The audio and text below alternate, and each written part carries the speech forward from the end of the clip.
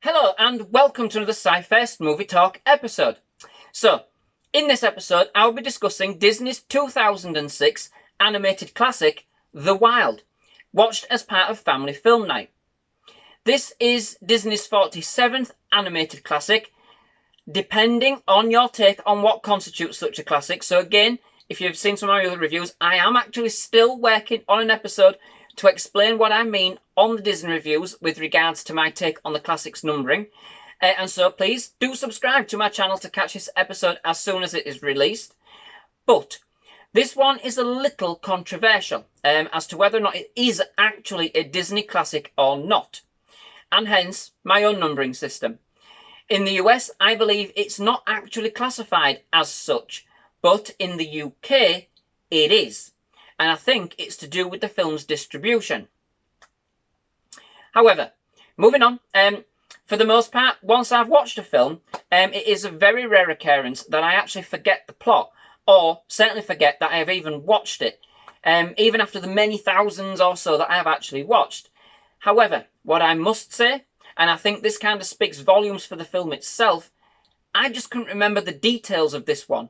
All I could remember was it was about animals from a zoo, which for Disney, it doesn't really narrow that down very much.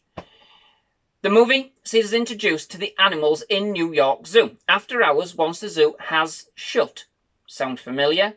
Namely, the principal characters Samson, a lion as voiced by Kiefer Sutherland, and his son Ryan as voiced by Greg Sipes, Bridget, a giraffe as voiced by Gian Garofalo, Benny, a squirrel as voiced by Jim Belushi, Larry, an anaconda as voiced by Richard Kind, and finally Nigel, a koala as voiced by Eddie Izzard. The central theme revolves around Samson and Ryan's relationship, and the fact that Ryan isn't quite getting his rod down, which is kind of becoming a running joke within the zoo, and kind of starting to weigh on his father. Dreaming of a better life in the wild, after being enamoured by stories told by his dad, of his kind of courageous acts prior to his life in the zoo, Ryan proceeds to pack himself into a shipping container bound for Africa. Our band of animals then set off on the adventure of their life in order to rescue Ryan and get themselves back to the zoo. Their adventure takes them across and under the streets of New York, across the ocean, seeing them learn how to captain a boat in the process, and battle a horde of wildebeest looking to rise up the food chain and become carnivores, who have come to believe that the koala is their messiah of sorts. So, some of this sounds somewhat familiar. Well, if you haven't seen the film, then you probably won't realise, but you probably will if you have. Do you know when you kind of have a major motion picture, and then around that same time of its release, you've kind of got another number of pictures that have a similar theme? So kind of think perhaps Armageddon, Deep Impact, Olympus Has Fallen, and White House Down. They spring to mind. Marvel and DC, no, look. So I'm just messing with that last one. I do like both studios. I just did that for a razz. So, but this film does also follow that trend. Only it didn't seem like Disney. It wasn't the motion picture being copied on this occasion. This movie followed hot on the heels of DreamWorks' brilliant 2005 animated comedy, Madagascar. And I'm sorry to say that The Wild, in my opinion, just simply comes across as a cheap copy of this movie. Even, and I will stress, if that wasn't intentional. I don't actually know which studio had the idea first. And I would suppose that this is very much open for debate. That's just my own personal take on the movie. One came out after the other. That's as simple as it gets for me. Many of the themes are similar in their approach. Animals taking a trek across the world and finding themselves in the wilderness. Disney didn't even bother to change their main character from a lion, aka Alex the lion in Madagascar, nor the zoo. Both films are set initially in New York Zoo.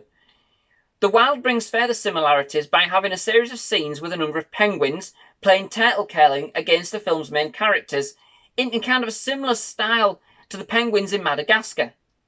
There's even a romantic relationship which develops with a giraffe. We just simply swapped a hippo for a squirrel.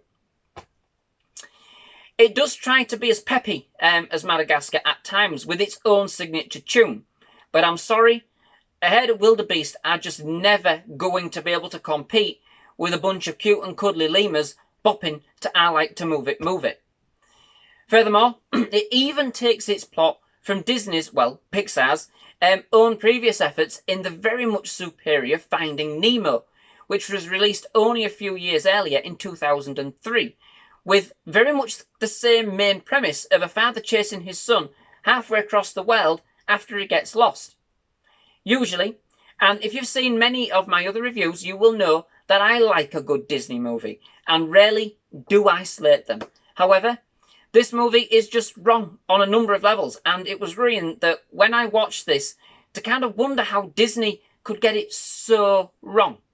Even at some of their bleakest times, I have enjoyed some elements of their movies.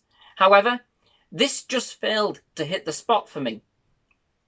Now, don't get me wrong, there are times when the animation looks fantastic, such as the fur on the animals, which has had so much attention to it. You can literally see the individual strands moving.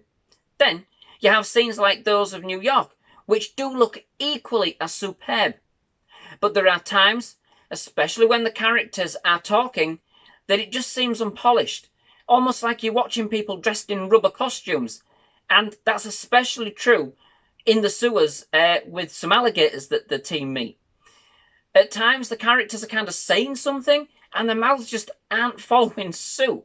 It's especially true for Nigel the koala, I thought. It was also a real mismatch of plots and incoherent scenarios, kind of thrown together, where you had things like the fact that the animals take a little tugboat, and whilst I can accept the fact that they learnt to sail it, hey, it's a Disney after all, it can somehow get from New York to Africa and back again on one tank of gas. There's a shipping container that Ryan gets into before being taken to Africa on a mission. So these containers are being taken on a mission to kind of re-establish zoo animals in the wild. But when they get to Africa, it turns out that the ship Ryan is on is there to save the animals from an erupting volcano. So why were the shipping containers back in New York in the first place? All this, and never mind that there's literally no mention of Ryan's mother. Oh, and thinking about it, I'm pretty sure that some of it could be classified as borderline racist. I, of course, don't think that was intended, but the film kind of uses a number of stereotypes, and the way the animals look, kind of rather than the country of origin, in order to try and make some cheap laughs at the viewer's expense. The movie opts for comedy of the kind of slapstick variety, especially at the beginning, which for me, it did make it hard to allow me to kind of take the movie seriously. Well, as any movie you can with talking animals, but it's all on a sliding scale. But hopefully you kind of know what I mean. I think because of that, though, it will go down with a younger viewer. Our son, Oliver, he loved it. It is quite short and sweet as well, which is one of its redeeming features. There just really isn't that much in it for the adults. And when it does try, the kind of jokes for us just come across as innuendo, rather than the sophisticated twist that many animated features are able to give to enable audiences of all ages to get something out of it. Comedy-wise, to be honest, I must admit that the film did get a bit better as it moved along, and there were a couple of running jokes in the movie, especially one involving the koala, that are quite fun to watch and did make me chuckle. Unfortunately, overall, I am sorry to say, though, that even Kiefer Sutherland couldn't save the day for this film. So, that brings me to the end of this episode. Thank you very much for watching. I do hope you've enjoyed it. If you have, please do leave a like on this episode. Please do consider subscribing to SciFirst MovieTalk for more movie reviews, movie trailer reactions, and gaming, movie-related games, all sorts of things to do with movies. Anything I can think of. But otherwise, please do come back. And yes, thank you very much for watching. Goodbye.